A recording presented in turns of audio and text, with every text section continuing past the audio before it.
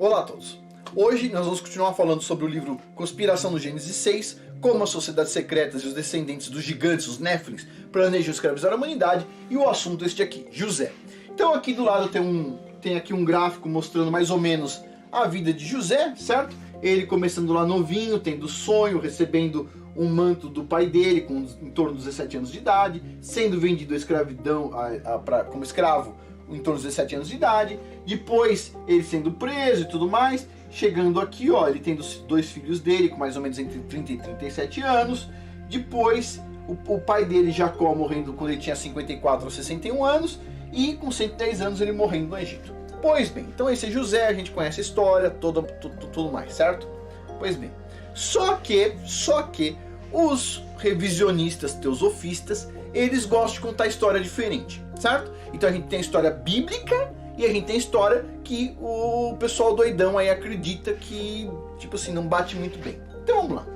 Olha só, vamos começar aqui, ó. Gênesis capítulo 49, versículos 22 a 26, a gente vai ver a bênção de José. Então diz assim: José é uma videira frutífera. As bênçãos de seu pai são maiores do que as bênçãos das montanhas antigas, do que a generosidade das colinas antigas. Que tudo isso descanse na cabeça de José, na testa do príncipe entre seus irmãos. Essa é a bênção de Jacó, dada a José lá em Gênesis. Bom, indo mais para trás na história teosofista, revisionista, vamos agora voltar para Uia, ou o avô de Akenhaten. Então, Akenhaten, em tese, o pessoal entende na história dos doidão teosofistas que Akenhaten era Moisés. E agora eles vão falar, nessa história doidona deles aí, que não tem base nenhuma, não tem fundamento nenhum, eles vão falar o quê? Que o avô de Moisés era quem? José. É o que eles vão falar aqui. Bom, por que o rei dragão Uia, ou o que os revisionistas mudaram o nome para chegar em Yusuf, na história revisionista, foi elaborado para ser José, filho de Jacó? Por que essa conexão é necessária para substanciar sua história revisionista e solidificar a credibilidade das linhagens do anticristo? Porque eles precisam profanar até José, porque eles precisam profanar tudo? Essa é a pergunta. Então vamos lá. O José bíblico era filho de Jacó, filho de Isaac, filho de Abraão. José foi vendido como escravo no Egito por seus irmãos, que tinham inveja dele, e a um oficial egípcio chamado Potifar.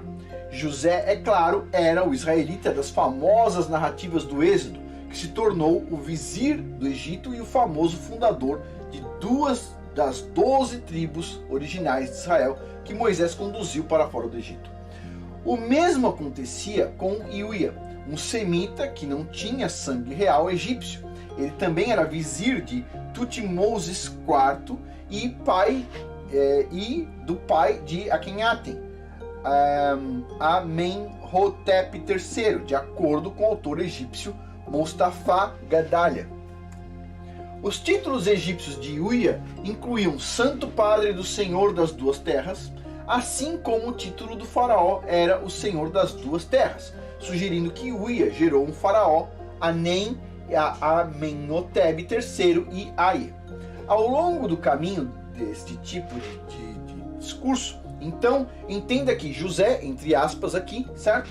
Em egípcio é soletrado com Ai, enquanto se tornaria o Al, dando o que? Yusef, uma variante muito próxima de Uia ou Yusuf. Ou seja, estou tentando trocar o nome do cara de qualquer jeito para chegar perto de José, certo? Ou de Yosef. Da mesma maneira, José foi registrado como Yosef em aramaico. É perfeitamente concebível que os nomes sejam variantes uns dos outros, né? Principalmente levantado aí para a hipótese dos doidos aí. Os sonhadores teosofistas, ainda bem que eles colocam sonhadores, né? Sonhadores teosofistas, os sonhadores teosofistas adoram, mal citar o Gênesis, postumamente elevando José ao status de um fundador dinástico faraônico. Abre aspas. Então, não foram vocês, seus irmãos que venderam José como escravo, que me enviaram aqui, não foram os irmãos dele, mas o Criador. Ele me fez pai de Faraó, senhor de toda a sua casa e governador de todo o Egito. Gênesis capítulo 45, versículo 8. As lendas bíblicas ressaltam que José não era pai de nenhum faraó, mas sim que aos 70 31 anos, José se tornou o vice-rei do Egito por 40 anos, possuindo todo o poder do Egito depois que o faraó morreu. Isso incluía ser guardião do filho do faraó, Mairon, mas José não se tornou um faraó, porque era um estrangeiro, embora tivesse o apoio de muitos. Então ele não era um faraó. José era o vizir do Egito e guardião dos filhos do faraó. Mas José não era o pai físico que gerou reis egípcios, como politeístas dissimulados querem que você acredite. Ou seja, não, José estava lá, ainda por cima, ainda deve ter passado lá, a perna no faraó e teve filhos por ali. Não teve nada disso. Os caras são doidos, eles tiram isso da mente deles, eles são sonhadores, ficam lá imaginando coisas que não estão escritas em lugar nenhum. E aí é lógico, eles pegam o lápis deles, a caneta deles, e começam a escrever, e a partir desse momento, a partir do momento que eles escreveram, está escrito. E aí pronto, aí chega os cientistas, vamos dizer assim, né? E vão começar a falar, não, olha, tem documento escrito isso e aquilo. Bom, pessoal, desculpa, mas acredita quem quiser nesses documentos. Agora, Tuiá, também identificada como Tou-i-ou-u, esposa de José, o caso aqui ele colocou como /Iuiá, tinha o título de Asenate, que significa pertencente à deusa Net, em egípcio. Ela era filha de Potifera, que o faraó deu a José como esposa, e foi uma das mães das 12 tribos de Israel, mas a Bíblia não diz mais nada sobre Asenate. Potifar foi o alto oficial egípcio do faraó que comprou José como escravo dos midianitas, colocando assim José e Tuiá, Asenate, na mesma casa.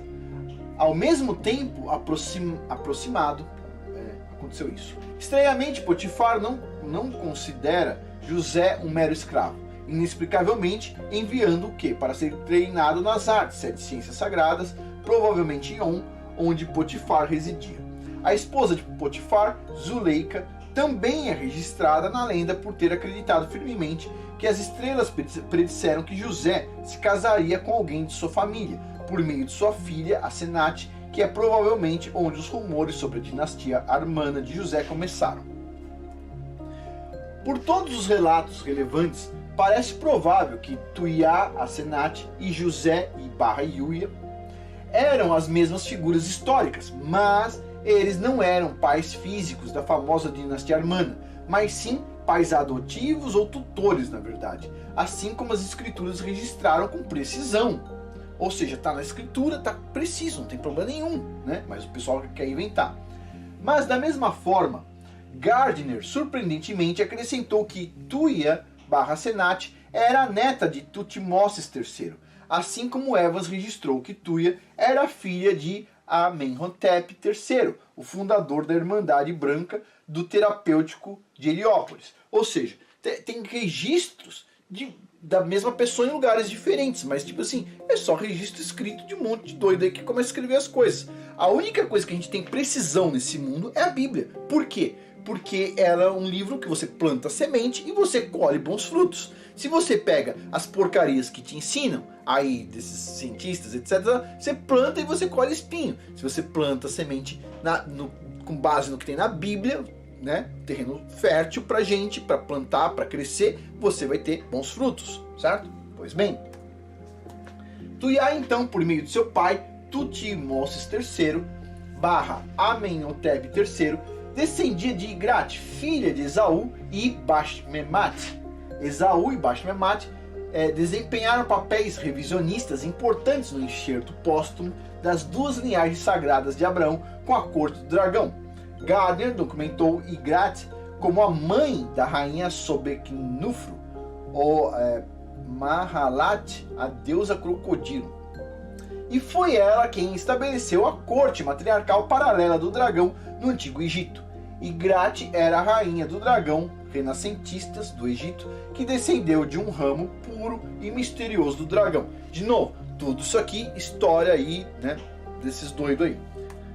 Vamos lá. A corte do dragão parece ter enxertado nas linhagens dos descendentes de Iuia /José através da esposa Iuia, Tuiá, de Esaú, Bashemate, Igrate e Mahalat, e através das linhagens do dragão, não sei o que lá. Pessoal, Afonso, não estou entendendo nada. Pois é, pessoal, não se apegue ao negócio. Tem muita coisa aqui dessas de genealogia que não tem nada a ver com a genealogia bíblica. Quando o apóstolo Paulo pega no pé das pessoas e fala assim, para com essas genealogias sem fins, ele não está falando da genealogia bíblica. Ele está falando dessas ideias loucas aqui, onde o pessoal pega um monte de papelzinho, vai juntando e vai tentando montar a genealogia. Certo? Ou seja, lá 2000 anos atrás, ou menos de 2000 anos atrás, o apóstolo Paulo já estava reclamando disso. Certo? Ele não estava reclamando de genealogia bíblica, ele estava reclamando disso aqui, ok?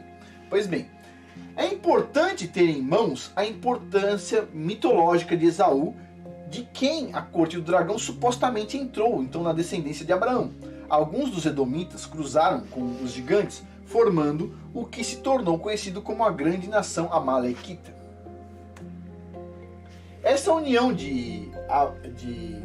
dos descendentes de Abraão e Néflim foi a fonte misteriosamente pura e faraônica do sangue dragão, sangue Néflim, que supostamente contaminou parte da semente de Abraão através da rainha dragão Igrate e então Tuia, esposa de José. Isso estabeleceu Igrate como um ramo paralelo poderoso e puro do matriarcado do dragão.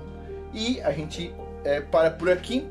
E assim, pessoal, de novo, o que essa parte aqui está levando a gente a entender? Que na verdade a gente não pode confiar nessas coisas que o pessoal fala. Não dá. Você vê muitas coisas dentro das faculdades que na verdade são o quê? Derivados de ideias teosofistas. Da mesma forma, se você for pegar, por exemplo, como os astrônomos calcularam a idade do universo, etc. tal. Se você for ver, os cabalistas, que também são coisas aí, né, dessa vertente mística, eles calcularam a idade do universo com a mesma precisão dos astrônomos, vamos dizer assim, certo? Há muito antes dos astrônomos, mais de 2000 anos antes dos astrônomos, a gente tinha falado que o universo tinha 14 bilhões de anos, etc. Tal. Eles têm uma forma de fazer essa conta aí, inclusive é uma forma nada muito sofisticado, mas assim, com base em nada, com base assim, né? E você acha o quê? Que a ciência chegou a essa conclusão sozinha? Ela foi lá e mediu e chegou a essa conclusão sozinha? Pessoal, desculpa. Isso aí tem tudo origem nesses caras aí, certo? Porque isso não é ciência. Isso não é ciência, tá? Tipo assim, pegar um monte de papel que, tipo assim, não sabe se alguém fraudou esses papéis. Não dá, percebe? Não dá pra gente saber mais nada. A única coisa que a gente tem de verdadeiro, sólido, é a Bíblia. Agora, se você quer ir além da Bíblia, aí você tem, por exemplo, experimentos científicos reproduzíveis, que você vai lá e fala o seguinte, por exemplo, e artes, né? Por exemplo, a arte de fazer facas, a arte de fazer